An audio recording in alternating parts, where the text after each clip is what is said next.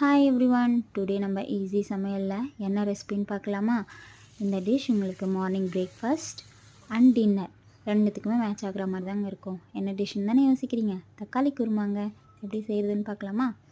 அதுக்கு ஒரு மிக்ஸி ஜாரில் கொஞ்சம் துருவின தேங்காய், ஒரு சின்ன சைஸு பட்டை, 4 முந்திரி பருப்பு, 4 கிராம்பு, கொஞ்சம் சோம்பு, ஒரு பச்சை மிளகாய் ஆட் பண்ணிக்கோங்க. கூடவே உங்களுக்கு தேவையான தக்காளியை ஸ்லைஸ் பண்ணி போட்டுக்கோங்க. நான் 3 தக்காளி ஸ்லைஸ் பண்ணி போட்டிருக்கேங்க.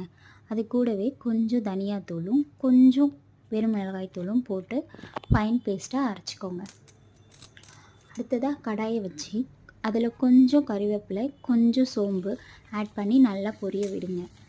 அப்புறமா நீட்டு வாக்கில் கட் பண்ணி வச்சுருந்த ஆனியனை நல்லா ஃப்ரை பண்ணிக்கோங்க. கோல்டன் ஃப்ரை வந்தோடனே சும்மா ஒரு 1/2 டீஸ்பூன் இஞ்சி பேஸ்ட்டு பூண்டு ஆட் பண்ணிக்கோங்க. ஆட் பண்ணி அதை நல்லா பச்சை வாசனை போகிற அளவுக்கு கலந்து விட்டுக்கோங்க. அடுத்ததாக நம்ம அரைச்சி வச்சுருந்த ஃபைன் பேஸ்ட்டை மிக்ஸ் பண்ணிக்கோங்க. உங்களுக்கு தேவையான அளவு தண்ணி ஊற்றிக்கோங்க. எனக்கு தேவையான அளவு தண்ணி ஊற்றி நான் உப்பு ஆட் பண்ணிக்கிட்டேன். கூடவே சிக்கன் மசாலா உங்களுக்கு வேணும்னா ஆட் பண்ணிக்கோங்க, வேணான்னா விட்டுருங்க. அவ்வளோதாங்க. சிம்பிளாக அண்ட் டேஸ்டியாக டின்னர் அண்ட் பிரேக்ஃபாஸ்ட்டுக்கு தக்காளி குருமா பார்த்தாச்சுங்க. லாஸ்ட்டாக ஒரு 10 நிமிஷம் கொதி வந்ததும் கொத்தமல்லி தூவி இறக்குனிங்கன்னா ரொம்ப டேஸ்டியான தக்காளி குருமா ரெடி. மோர் தென் வீடியோஸ்